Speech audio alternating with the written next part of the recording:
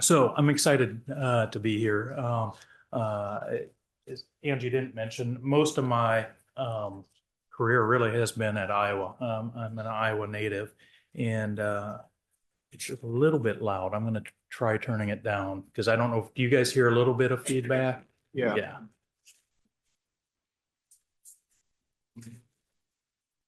I know. I'm making you nervous, aren't I? So I just don't know if you know what you're doing. I turned it down a little bit. Okay. My first test.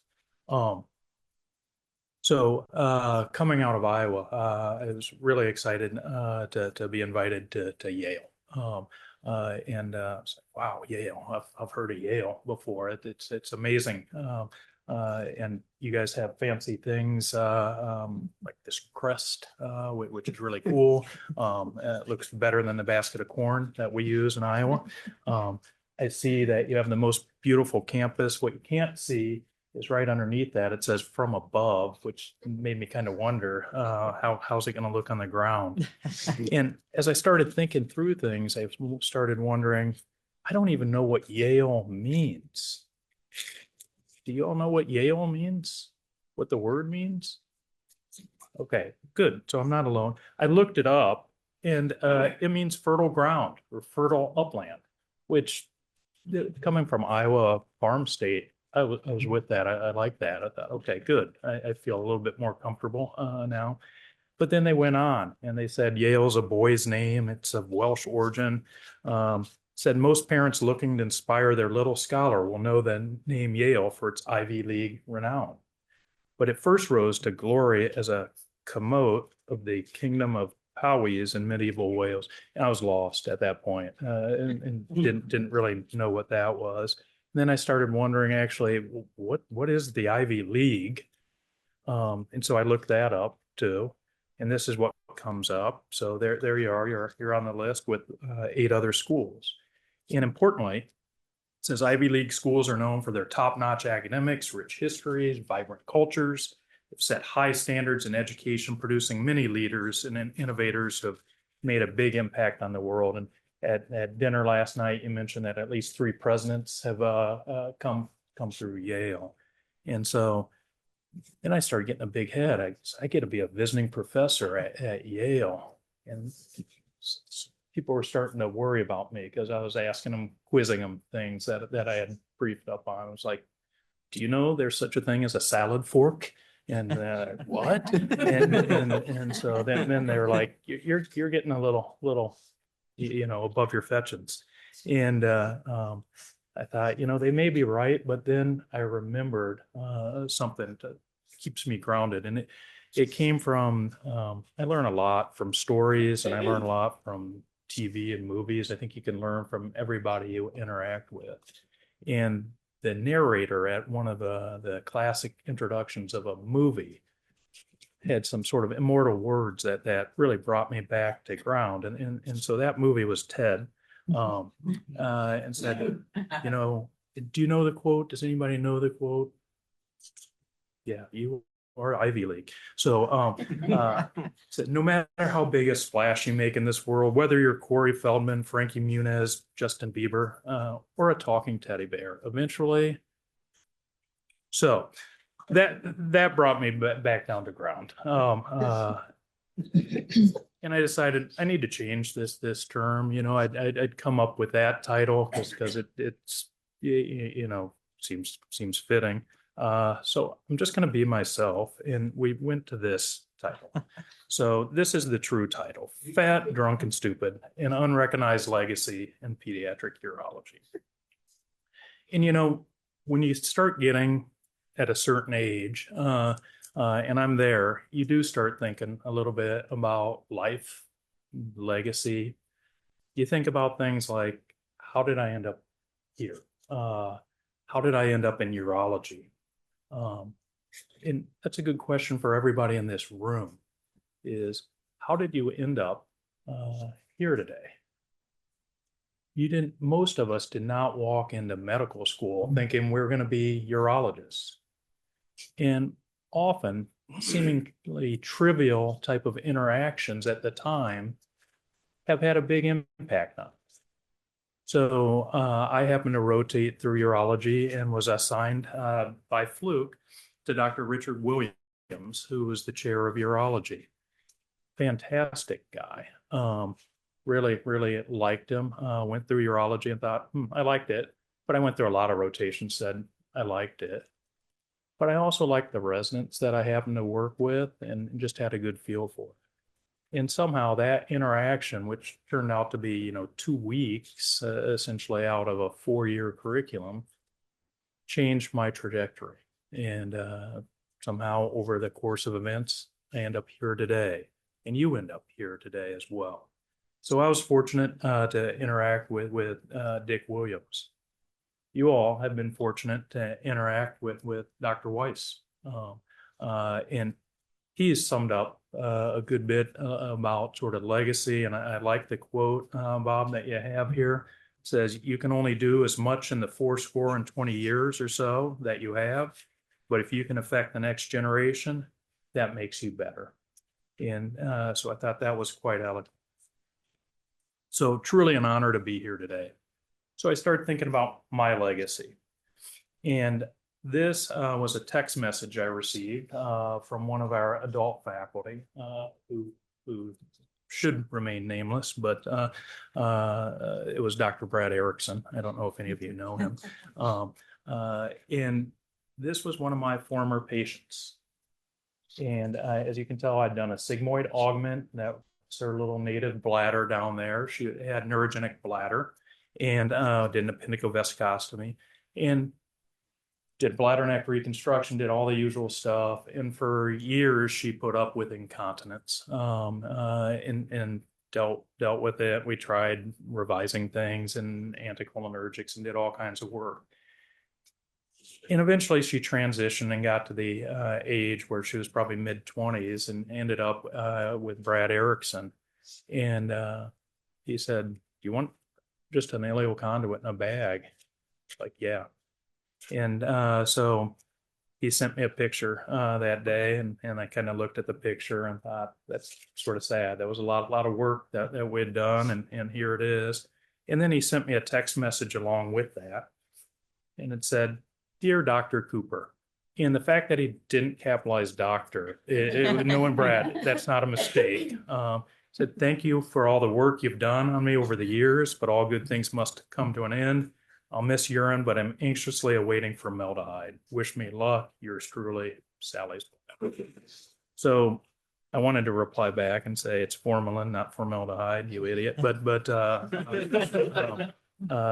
So that made me a little sad about my legacy, and I kind of thought, geez, this is my legacy. This quote, fat, drunk, and stupid is no way to go through life. Where did it come from? And resonance. Isn't it amazing, Adam? They don't know. You want to tell them? Yeah. Animal House. Yeah, Animal House. Yeah. So Animal House was a movie, and we'll talk about it in a minute. Again, clearly had an impact on my life because here I am bringing it up at a talk many years later. I was 14 when that movie came out. Do you remember who said it? Dean Wormer was his name. I have more sympathy for him now in my role than I did then. So I was 14. I was too young to be able to go to that movie because it was rated R. But I wasn't too young to buy this book from National Lampoon, the magazine. And so read that, eventually saw the movie. Again, should have been a trivial event, but like I said, it had an impact on me. We'll come back to that. Here's our toolbox in pediatric urology. It's pretty basic. We've got antibiotics. We use those a lot. We've used a lot of anticholinergics. We can operate.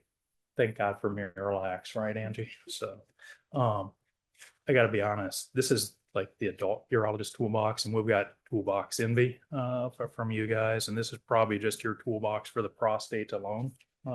You've got a lot of things, but we're all guided by the same tenet. of do no harm, right? We learn that, hopefully we learn that in med school. We should not harm our patients above all else. So I don't want you to get lost because I like stories and I'm going to go on tangents. And if you're wondering, gee, what's the point? Then you're thinking too hard because my points are going to be very straightforward. But I'm going to just tell you straight up, concerned about antibiotics and their impact on growth, as well as a bunch of other things, but we're not going to go into those today. I'll mention them. You all have now heard about the concern, certainly in adults, with the use of anticholinergics and the risk of dementia. There's a concern in pediatrics about the impact of anesthetic in young children, at least, on the developing brain. At least we've got Miralax, and there's no concerns about Miralax. Fancy objectives here. I want you to look at the last one because, again, part of the underlying current here is think about the impact you may or may not have on the lives of people that you interact with every day. And this includes not only your patients, but everybody else, the people sitting next to you. So Miralax. We were one of the first groups, and again, there's that Brad Erickson. I like putting it up here because this was a paper he wrote when he was in medical school with Chris Austin, who was a pediatric urologist in Oregon, and myself. And I think Brad really doesn't like this paper anymore because it's still his most cited work, and he's a reconstructive urologist. But this was early on, and we published this. But then, thinking about legacy, this came out. This was back in 70s or so when Trump was president at the time, just happened to be there. But suddenly there's on sort of social media, all these things parents are concerned about, is Miralax causing these horrifying changes that they're seeing in their children? I don't think these things that are true. At Iowa, we did a bunch of absorption studies as well, and it still seems to be safe. But again, we use it a lot and start making me think about my legacy, and I was worried it's gone from being the sad thing to sort of the angry stool emoji now. So let's talk about antibiotics. Why should you care about antibiotics as a urologist and not just pediatric urologist? Well, we're in the top 10 antibiotic specialties that prescribe it. And what do we prescribe it for? Lots of things is listed here, okay? But there's a concern about overtreatment.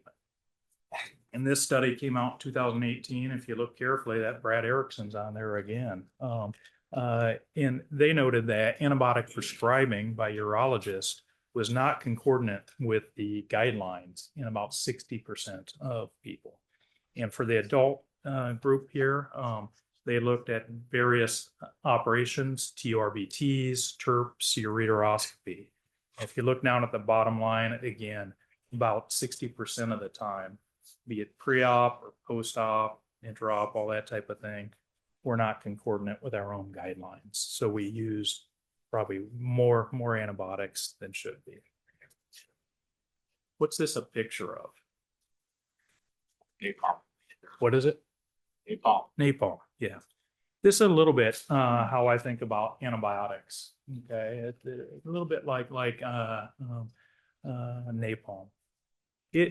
Are they effective at killing bacteria? You bet. They're going to wipe things out, just like napalm can wipe out sort of this ecosystem in the jungle. The problem is you kill off a bunch of other things, and what grows back is, to some extent, anybody's guess. So every time we drop a pill down a child's throat or an adult's throat, we got to think about that.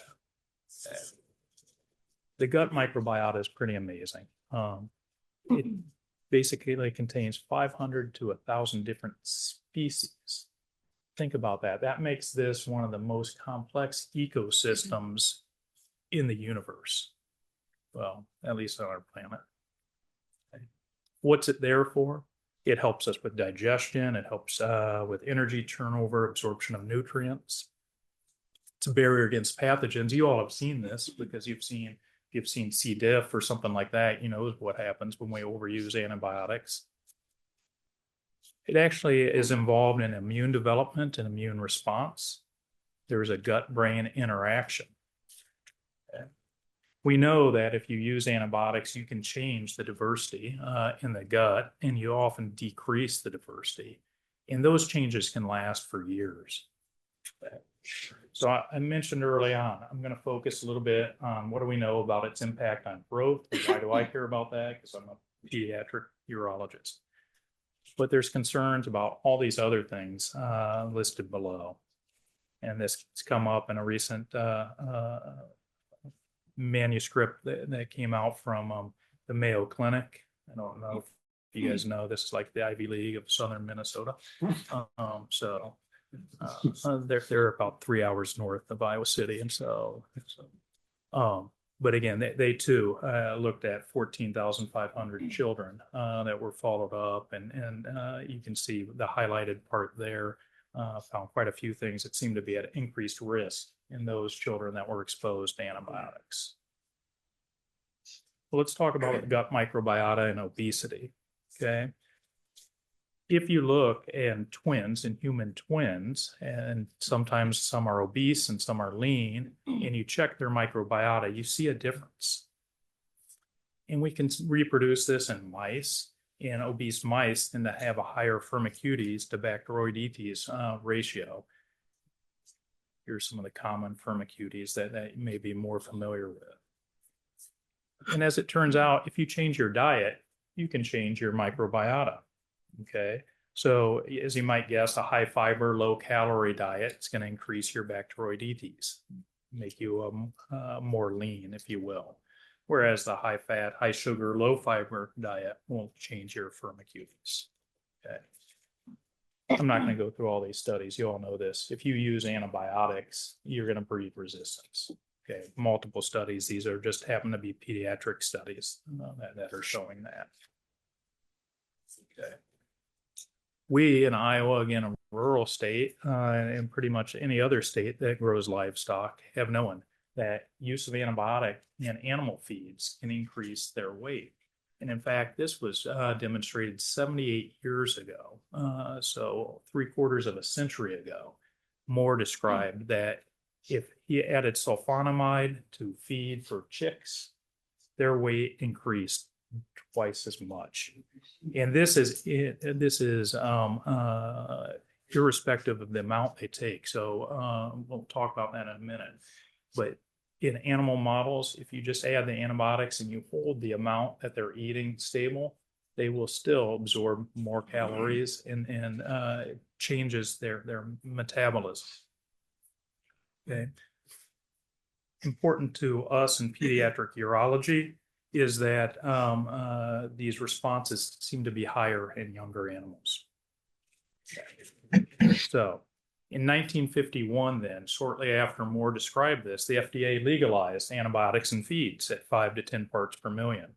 Well, if a little's good, we always think more is better. So 50 years later, those numbers have gone up 10 to 20 times.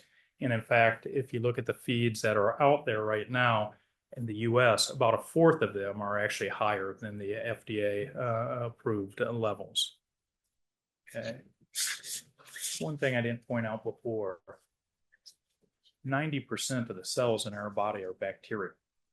So yeah, when I look out at you, I'm not seeing humans anymore. I'm just seeing big bags of bacteria sitting there.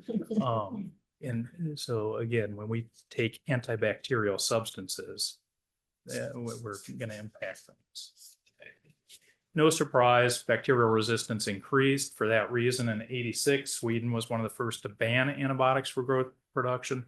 2003, the European Union banned antibiotics. Oh, just in case you're wondering, did I make that journal up? The Journal of Applied Poultry Research? No, it actually exists. This is it. It's a beautiful journal if you look at it. And I was thinking, compare it to like the Journal of Urology. It's not so pretty. And then I started thinking, gosh, if any journal should have a picture of a big proud cock on the front of it and then win. Well, anyway, so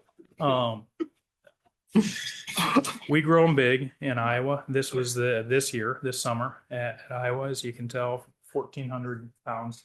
These are not my kids. But I put them in there or caught them in there just to show you the size of those animals. And that is a big boar. So how does it work? Well, again, if you give mice antibiotics, it changes their microbiota.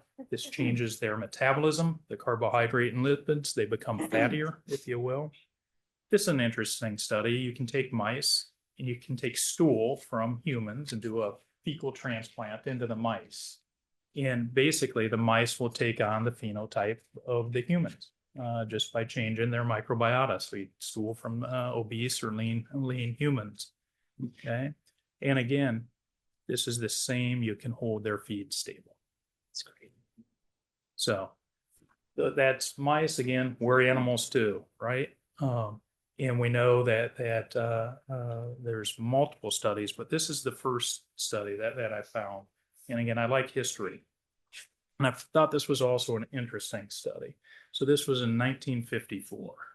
And the title tells you exactly what they did.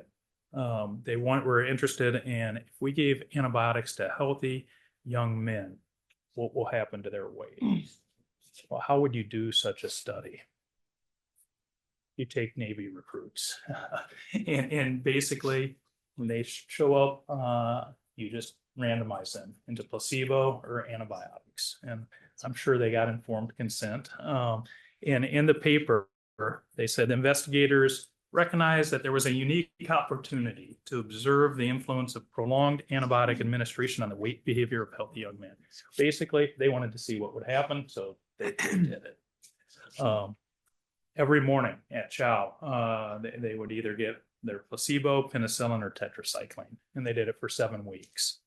Okay, and then they looked at their weight gain. What'd they find? If you take a look at the first couple of columns, that got antibiotics compared to the placebo, they increased their weight more. And all of these people in the 50s, in general, they tended to be thinner probably than they are now. But the Navy was trying to bulk up all of these people. Turned out that it was a significant difference. Was it a really big significant difference? No, but it was only 7 weeks, and these were fully grown adults. Okay. And then the question also becomes, as a pediatric urologist, what's going to happen over time? Okay. Multiple studies show the same thing, except these studies were usually antibiotics given to treat some type of infection or other condition. But then other studies started coming out and showing that, gee, if infants received antibiotics by 6 months, later they seemed to have an increased body mass, or when they were toddlers, they tended to be overweight. And that was in 2012. But then Gerber came out in 2016 and said, not so fast. If they've had limited antibiotics, we really didn't see any significant weight change. Okay. But then more studies started coming out. So CHOP did a big study and looked back at 64,000 children within the first 2 years of life. This sort of number, this percentage comes up again and again in multiple studies. Exposure to antibiotics is sort of ubiquitous anymore. About 70% of students, patients, children are exposed to antibiotics, and on average, a couple of times by 2 years of age. What they found? They found that cumulative exposure, as you might expect, started to have more of an impact. Maybe not a big surprise to us now, but at the time it was concerning. Okay. Another study came out, doubled the numbers, and I'm not going to bore you with the details. There's a graph of what they found. They found if you had sort of short-term use of antibiotics, you might see a little bump in their weight, and then you fall back on your growth curve. But in those that had multiple antibiotics, they started seeing 2 other types of change. One change was you would go from whatever your baseline percentile, 50th percentile, we'll say, you bump up to the 65th percentile, and then you just stayed there.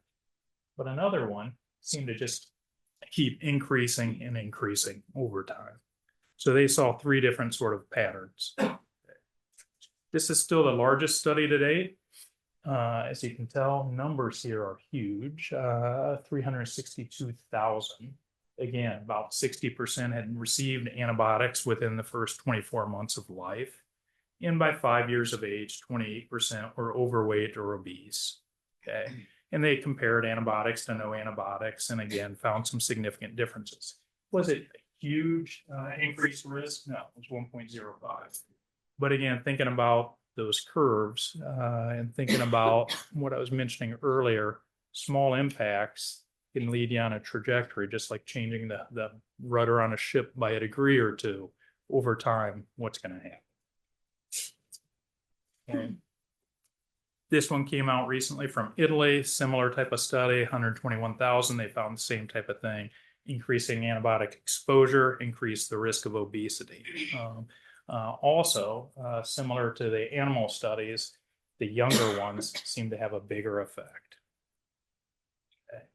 Why would that be? Why would younger ones have a bigger effect than older ones? Well, it turns out that our microbiome undergoes development. So when we're born, you start to pick up some bacteria, especially if you're born vaginally versus C-section. You start developing it over the first few years of life. And so things like antibiotics, breastfeeding, or diet can have a big impact early on. And it can be a little bit difficult here. And again, if you think back to sort of maybe that napalm analogy, if your forest is already pretty well developed, then you're more likely probably to grow back something similar. This sums up a little bit of what we were saying. It mentions the Bacteroides is higher in lean people, Firmicutes in obese people. Diet can affect that. How this impacts growth as far as energy extraction and change in host metabolism, how antibiotics can do it. I did not get into prebiotics or probiotics. Why do I care? We use a lot of antibiotics in pediatrics, less now than we used to. I think we've gotten more conscious about it and trying to better select which children with reflux, for example, are at increased risk for UTIs. It used to be we would see a child with reflux, we'd tell them your child needs to go on prophylactic antibiotics. We'll see you back in a year. And it was rare that a parent would say, I'm not so sure about that. And if they did, then we're thinking, oh, they're really sort of strange. Now it's the opposite almost. If you bring that up, all parents will start to ask, I don't know about that.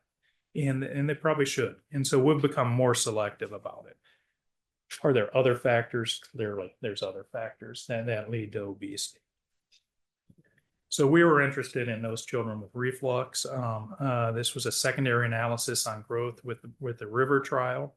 The River trial randomized children with reflux to basically antibiotics or placebo. Really underpowered. So I showed you studies that had tens of thousands, if not hundreds of thousands, showing a small difference. This study had 200 placebo, 200 antibiotics, but we're interested in it. And this group looked at it and really saw that the largest increase in weight was not in those necessarily related to the antibiotic prophylaxis, but in those that had had treatment courses before. So I worked with the group out in San Francisco, and we thought, let's increase the numbers. So we combined the River trial patients with another trial, QT trial. Again, antibiotics versus placebo, small numbers still, granted 446 patients, 2 years of follow-up. We saw a significant increase in BMI percentile in the Hispanic and Latino. That's actually a risk factor for obesity, that group. In those that were infants compared with non-infants, so again, the younger children did seem to have a change. And strange, and we still can't figure out why this would be, those that had persistent reflux still had an increased weight gain. So then I was curious about my own children that I had treated essentially at Iowa. And I looked back at 180 children that had been on antibiotic prophylaxis for over a year. Okay. And we assessed all the usual things and looked at weight. Okay. Follow-up again, pretty good follow-up. 4 years. Numbers relatively small. Average weight and height at diagnosis, about the 60th percentile. We're a little bigger in Iowa. What did we find? There was an increase in weight, but couldn't show that it was significant.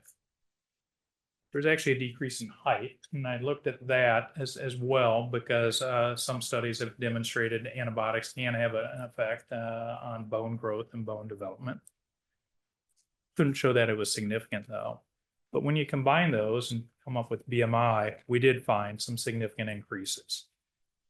Again, younger age came up and prior treatment courses. So similar to the other studies, if you've been on treatment courses, multiple treatment courses, those were risk factors. Was it a huge increase in BMI? No, not necessarily. 58th to 66th percentile. Okay. We found it in those over a year of age, and most of those had prior treatment courses. Okay. More concerning though, 112 patients started out with a healthy BMI at baseline. 18% became overweight. 9% became frankly obese. So you put that together, that's about 30% of previously healthy weight children became overweight or obese. Okay. This made me think a little bit, because again, when we used to treat reflux with antibiotics or surgery, I always considered antibiotics less invasive than surgery. And now, you start thinking about maybe that's not right. It's something to think about. And how does it relate? Well, again, if we can figure out who actually is at risk for UTIs or who's ultimately going to need surgery, then we can move on and maybe spare them several years of antibiotics. On the other hand, maybe I'm still thinking too much like a surgeon, and I should be thinking about, well, maybe we should be treating some with prebiotics or other ways. All right, enough about antibiotics. We're going to move on to anticholinergics. Okay, maybe we all know this, maybe we don't, but we can see acute side effects with anticholinergics, and we see this even in pediatrics. And why is this? It's because most of our anticholinergics can pass through the blood-brain barrier. Oxybutynin, which still is probably the most commonly prescribed one, tends to pass through easier than other ones like tolterodine or trospium. Okay.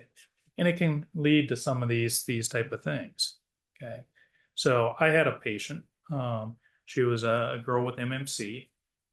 Seen her shortly after birth, put her on 1 cc of oxybutynin for overactivity, and I followed her for several years. At age 3, she started having recurrent UTIs, and so I started her on CIC and increased her oxybutynin to 2.5 milligrams. Brought her back for urodynamic study about 4 months later, and at that time the parent said, God, she's having really weird dreams. She wakes up, she's got these terrors at night. She's shooting sparks from her fingertips. And in my mind, I'm thinking, wow, like Harry Potter, it sounds like this. And you go to the literature and there's various studies. And this one came out of Argentina where they had 5 children like this. And they stopped the anticholinergics and the night terrors went away. For whatever reason, whatever possessed them, they restarted the anticholinergics in 2 of those children, and the night terrors came back. Again, I'm not sure what they were thinking, but I'm glad they published it. I wouldn't have. I probably would have held that out. But so I switched her from oxybutynin to tolterodine, and her night terrors resolved. So I thought that was successful, but I think she's never forgiven me. So what do we know about anticholinergics and cognition? Okay, the acute cognitive impairment we're well aware of. Okay, and usually we think you just stop it and you get better. In animal models, if you decrease cholinergic transmission, it increases beta amyloid concentration. And to be honest, if you think about it, if you step back and think, does anybody here think shutting down half of the autonomic nervous system is a good idea or is not going to have some side effects?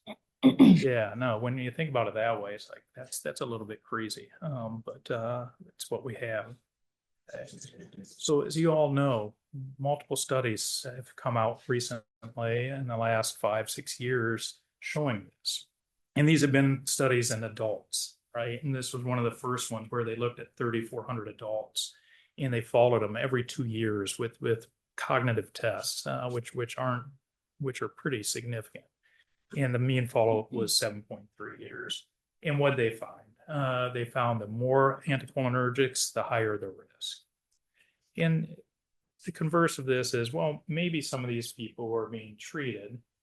Maybe what they're being treated for, it was sort of a sign of early onset of dementia. And so maybe it's not the medicine doing that.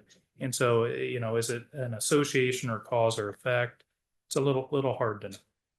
Okay. Another study came out then in 2019. Multiple studies start coming out as well. And then this one in 2020 compared anticholinergics to beta-3 agonists such as mirabegron, virabegron type of thing, and said, the group with anticholinergics had a higher risk of dementia. Now, these are all in adults. And so as a pediatric urologist, I can say, wow, good. I'm glad I'm not prescribing this in adults. But then this came out from SUFU and said, chronic use over 3 months is likely associated with a risk of new onset dementia. 3 months for us in pediatric urology is nothing. Okay. They also listed high dose as being over 5 milligrams. That's nothing for us. We use really much higher doses, 10, 15, 20 milligrams for years and decades. And then the arrow points out what made me not feel so good, which was that this risk should be considered in all patient populations. Suddenly, I felt a little bit like flounder in this. We'll see if I can play this. I also put this in there because I've gone through a bunch of studies and I know you're getting bored with the studies. And so let me set the stage for you, since almost none of you residents have seen this. Animal House was a fraternity. They were sort of party animals. The dean hated them. They had gotten caught doing things that they shouldn't have done, multiple things. And they're now in the dean's office. By the way, for the residents, do any of you know who that actor is? No. It's amazing. That's John Belushi, not that just, God, I'm old. I'm getting old. Flounder is in here. Let me see if I can get this to play. And the dean has just told him, you're all going to be expelled. This was back during the Vietnam War as well, and he just notified them that he had taken the liberty of letting the draft boards know that they are all now eligible for the draft. Let's see if we can get back to here. That's Flounder. Well, out with it.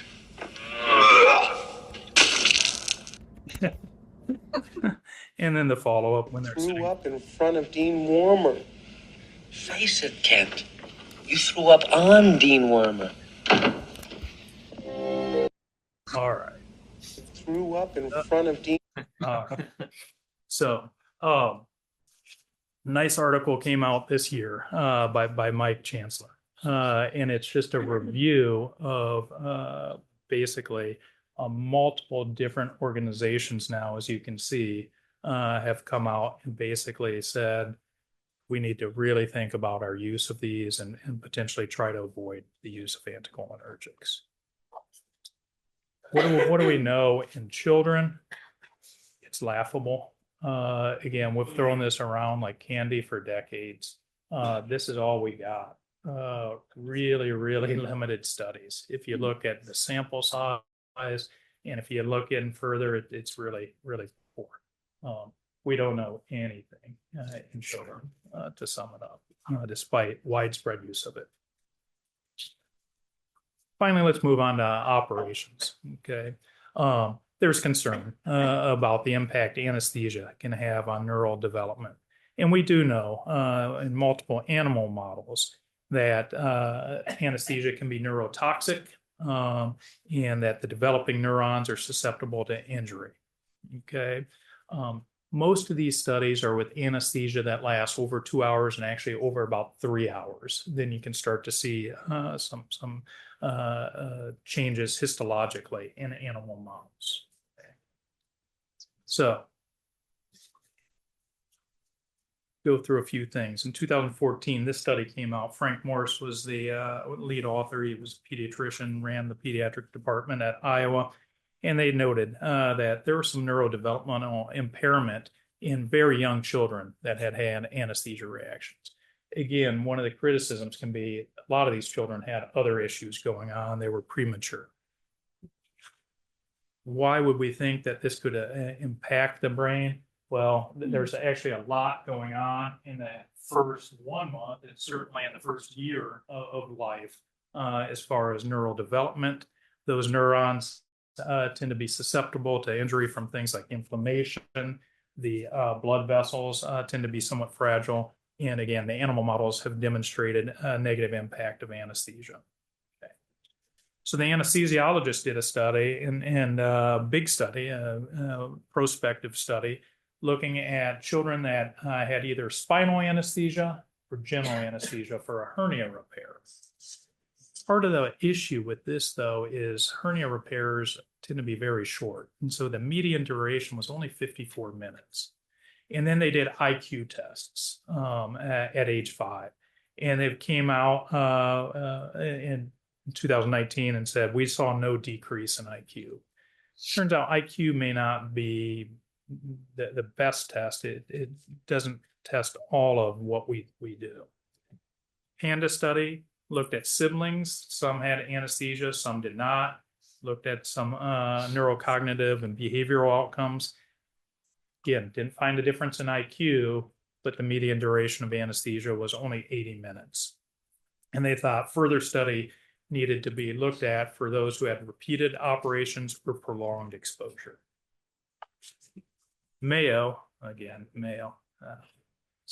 they came out and did a study that didn't look at IQ, but looked at processing speed and fine motor skills.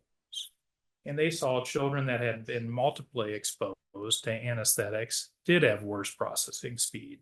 Okay. And if you had multiple exposures before age 2, it seemed to increase their risk of ADHD. So things that IQ tests may not pick up on. This was a study that came out of Canada. Interestingly, they found single exposure between 2 and 4 years of age was associated with some deficits in knowledge and communication. Another study that came out of Canada, basically looking at large numbers, in Ontario, basically all the kids undergo a developmental instrument questionnaire type of thing before they start kindergarten. And so they looked, and they did find a significant difference in those that were exposed to anesthesia versus those not exposed. Just made significance, and you can see the numbers there.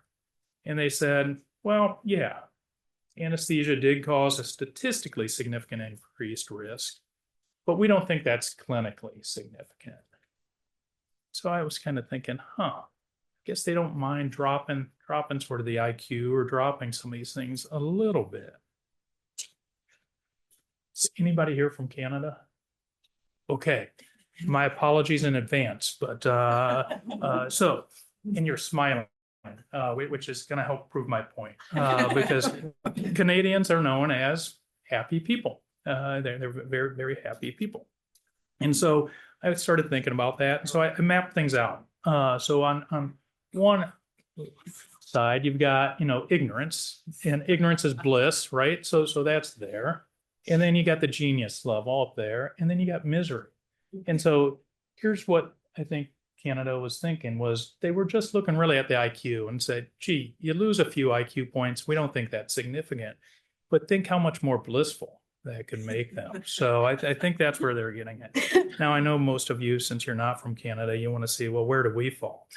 So here's the rest of the world there. And as you can tell, the most miserable people, but also the brightest people in the world are those people on the Antarctic that are researchers there. Really bright, really miserable people. And you can see the rest. So, all right. We're not just making it up. There's proof. Sixth happiest country on the planet. And then I got to wondering about that too. Why are you guys so happy? And oh yeah, they were one of the first countries there in 2018, I think. Just the entire country legalized marijuana. So my conclusions on general anesthesia, although strong clinical evidence of a significant impact is lacking, I think it's reasonable to assume that general anesthesia is not beneficial to the developing brain, and it likely causes some harm. I think it's like my parents told me when I was a teenager, if you keep drinking and keep smoking dope, one of these days, I don't remember what they said. Oh yeah, there, it had something to do with this. So you guys aren't immune though, I see, right? Connecticut's legalized that as well. So, all right, it's a happy group. So ultimately, this just reinforces our practice of weighing the risk versus benefits of surgical intervention, which I think we've been doing. It does make us think a little bit about the timing of operations. Should we intervene when they're super young, or can we wait a little bit? And that's been encouraged actually by the AAP to potentially hold off on elective surgeries until the child's a little older. Okay. Makes you think about, limiting maybe anesthesia to the most time efficient anesthesiologists. And is anybody an anesthesiologist in here? Okay, good. And we'll just cut this out from the recording, okay? We all know that some anesthesiologists are quicker than others. Sometimes they will struggle with a caudal block for 45 minutes or putting an IV. And so maybe those that are infants or something like that, and we've got a relatively long surgery, maybe there should be some limits. On the other hand, maybe we should be looking at that from our standpoint too. Maybe we should be doing local blocks if it's quicker than caudal blocks. Sorry for all my minimally invasive lap robotic people, but sometimes an open approach is a lot quicker. So again, I can't just point the finger at the anesthesiologist. We may need to point it at ourselves and think, what's in the best interest of the child on a bigger perspective? So take home messages. Our toolbox is limited and it's crude. The developing human body, as well as the established human body, is unfathomably complex. It's intertwined and it's intricate, which means it's impossible for us to intervene on just one system without affecting all the other systems in the body. You can't do it. Okay. So before you take that hammer or screwdriver to your patient's body, you got to consider and discuss the risks and benefits of all of these things. Potential unknown harms with anything we do, right? But there's also unknown potential harms with anything we don't do. So it's complex. And you want to avoid this unrecognized legacy. So I've changed the quote from fat, drunk, and stupid, paraphrased it, fat, demented, and stupid. There's no way for your patient to go through life. So I said that. And yes, sometimes I quote myself. There, that's better. So here's from Dean Warmer himself when he was at that meeting. Fat, drunk, and stupid is no way to go through life, son. Oh, poor Flounder. And do we have time for a brief video here? Okay, let me set the stage. This was graduation 2018, and our new dean, Dean Brooks Jackson, who's no longer our dean because deans only last 3-4 years, it seems like, had just joined about a month before, so he didn't know me very well. And I was giving my comments, and several of my colleagues told me later, when you did that joke, we saw him and his face just went ashen. And we knew he was thinking that you needed to be fired. But I pulled it out here. Permanently change you. Some may even haunt you. Along that line, it's time for your pediatric urology lesson. This comes in the form of a story. You've got time for a story? Oh, good, good. I don't want to tell you one you already know. So, hands up if you've ever seen a patient with bedwetting. Way up high so we can all see. Good. Now, keep them up, keep them up. Most bedwetting's primary, meaning that the patient's always had it. So, leave your hands up if you've seen a patient with secondary bedwetting. Okay, not too many hands. You can go ahead and put them down. That's good. I didn't want to tell a story that so many of you would have known about. It was either that or go with a story about how to handle a guy with 3 balls. I'm actually, no, this, you shouldn't laugh at that. It can be a critical situation, and sometimes, if that happens, you need to either put in a new pitcher or just walk him. Come on, it's baseball season. Get your mind out of the gutter. Come on, people. Kelly's our How do you do that 3 balls, Kelly? Just fun. Kelly's been with us for many years. We thank you for your service as well.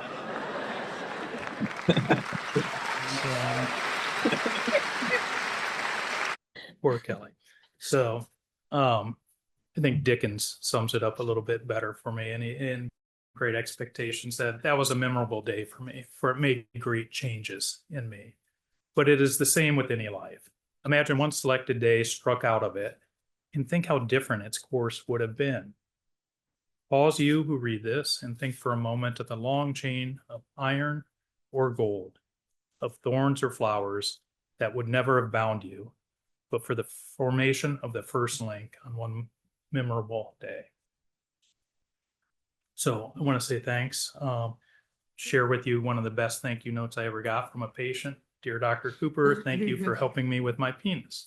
It feels much better now. Angus. And I know what you're thinking, and started to tell Angus and the mother that they really don't have colors like that. And Mom's like, those are balloons. I let her believe it, but why would you put balloons on a note about your penis? And so, all right, questions at all? Thank you for your attention.